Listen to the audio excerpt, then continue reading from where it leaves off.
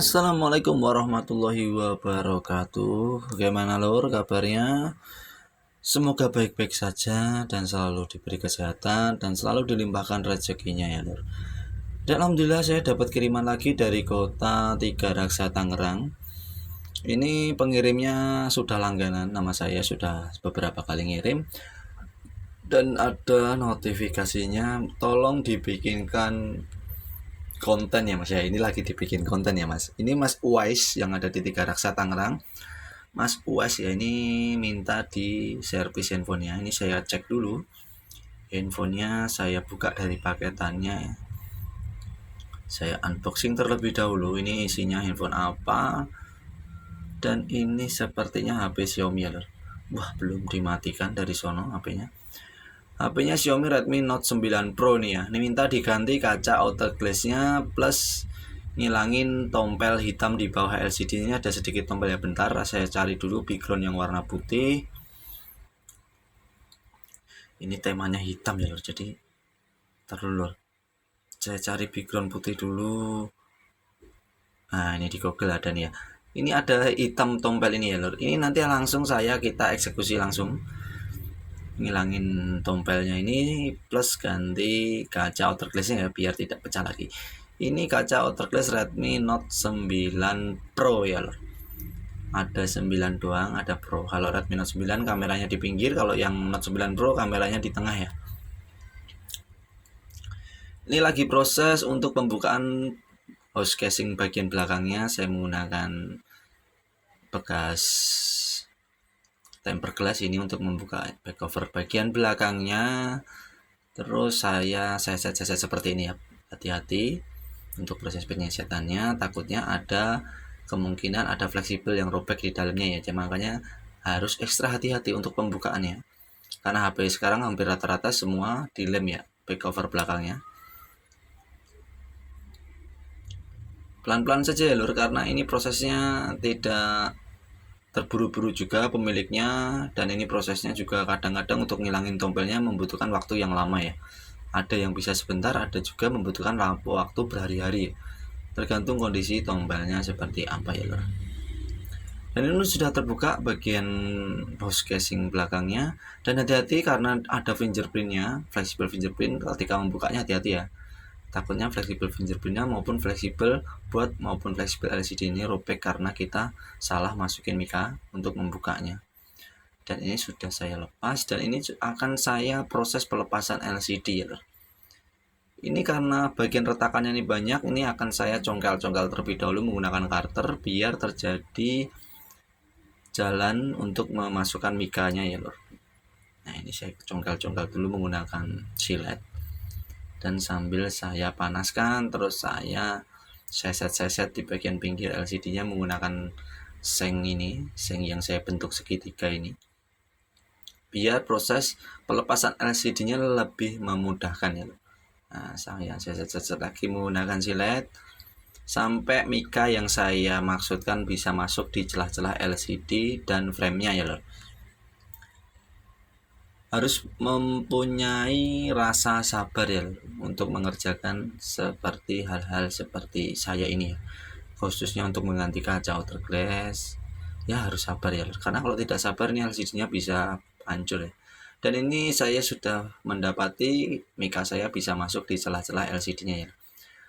Ini saya bantu menggunakan thinner untuk melepas LCD-nya biar mikanya lebih mudah masuknya. Nah, seperti ini ya, pelan-pelan seperti ini biar mikanya lebih mudah masuk ke bagian frame dan LCD-nya ya.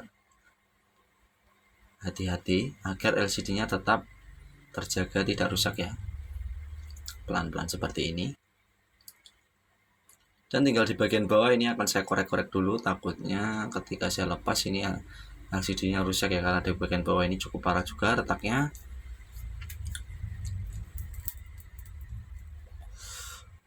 Dan saya bantu menggunakan blower untuk mengambil LCD-nya dan saya tarik, berhasil ya. Ini langkah berikutnya nih yang paling deg-degan sebenarnya ya, ketika proses pelepasan sudah lanjut tahap berikutnya ya, pengetesan ya loh. Ini yang kadang-kadang jantung ini deg-degannya kencang sekali ya, karena kalau dites gambarnya hilang pusing ya. Alhamdulillah, tapi keadaan gambarnya masih mulus dan saya cek tompelnya masih ada ini ya tompelnya. Tapi tenang, untuk tompelnya insya Allah bisa dihilangkan ya Lur. Untuk langkah selanjutnya kita pisahkan dulu outer glass-nya yang pecah menggunakan alat separator dengan suhu 70 derajat ini yang saya pakai. Dan kawat yang saya pakai ini ukurannya 0,06 mili ya. Dan prosesnya seperti ini, kita pisahkan kaca dari LCD-nya sebelum kita memproses penghilangan tompelnya ya Lur.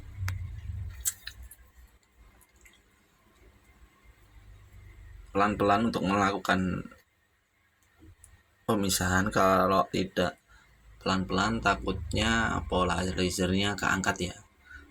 Kadang-kadang saya juga sering juga mengalami polarizernya ini terangkat ya, karena ya saya keburu-buru ya. Jadi namanya orang kerja ada aja ya kendalanya ataupun musibahnya.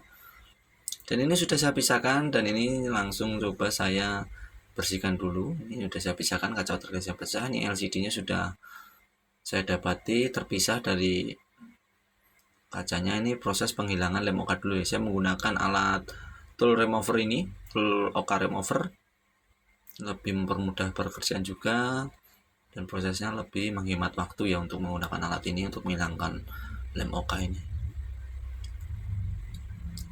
Kita bersihkan dulu. Setelah ini kita tes lagi apakah tompelnya tambah banyak. Biasanya kalau habis dilepas kacanya gini tompelnya menyebar dulu ya, agak menyebar, terus baru bisa dihilangkan ya. Dan ini sudah saya lepas kaca, terus saya bersihkan lem oka. Ini proses finishing pembersihannya menggunakan thinner ya, biar flek-flek lem okanya ini bersih. Cairan yang saya pakai ini thinner.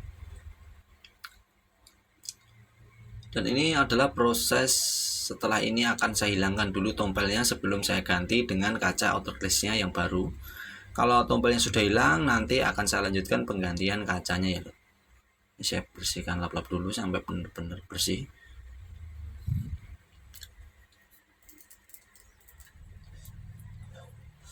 Ini proses pembersihan seperti ini saya cukup menggunakan thinner mereknya Impala yang saya beli dari toko bangunan.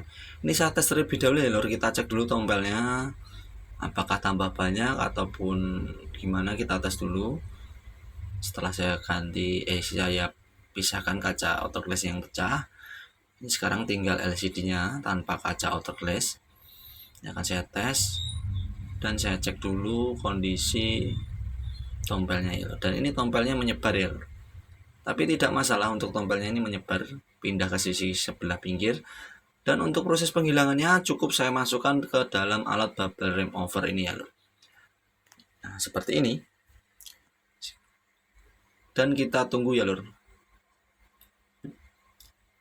Setelah beberapa hari ini menghilangkan tompel di Redmi Note 9 ini prosesnya lama ya, berhari-hari. Jadi saya masukkan beberapa remover, saya lepas, saya pokoknya seperti itu, saya lepas, saya masukkan, saya lepas sampai tompelnya benar-benar hilang. Ini memerlukan waktu sekitar 4 hari ya kemarin ya. Ya seperti ini yang saya bilang, kadang ada yang cepat sejam langsung hilang, kadang setengah jam pun bisa hilang. Jadi tergantung kondisi LCD itu sendiri ya loh. Ada yang cepat, ada yang lama. Ini contohnya kalau nggak salah ini saya bisa hilang full bersih seperti ini sampai 3-4 hari ya. Saya lupa, saking kelamaan saya masukkan, saya tinggal, saya masukkan, saya tinggal sambil ngerjain handphone lain, dan alhamdulillah sukses ya, tompelnya tidak terjadi. Ini bisa dilihat di bagian bawah mulus. Nah seperti ini ya, mulus, tidak terjadi flek lagi. Langsung kita lanjut ke tahap penggantian kaca outer glass-nya yang baru. Karena ini sudah handphone ini udah kelamaan di saya, orangnya masnya WA terus ya, saya jadi nggak enak ya karena kelamaan. Dan ini proses penggantian kacanya, penempelan kaca outer glass-nya yang baru ya Lur. Ini Lur, kita tempelkan biar LCD-nya terlindungi dengan kaca outer glass-nya yang baru ya Lur. Dan jangan lupa di bagian lubang kameranya kita kasih lem oka cair terlebih dahulu. Ini dengan tujuan biar kamera depannya tidak buram ya. Kalau tidak dikasih ini, rata-rata kamera depannya bisa buram ya Lur. Jadi kita harus mengasih lem OKCR ini tujuannya untuk kamera depannya biar bening ya lor, biar mulus. Itu tujuan utamanya kenapa dikasih lem OKCR ini ya. Dan ini proses pembersihan lagi, kita cek dulu apakah ada debu.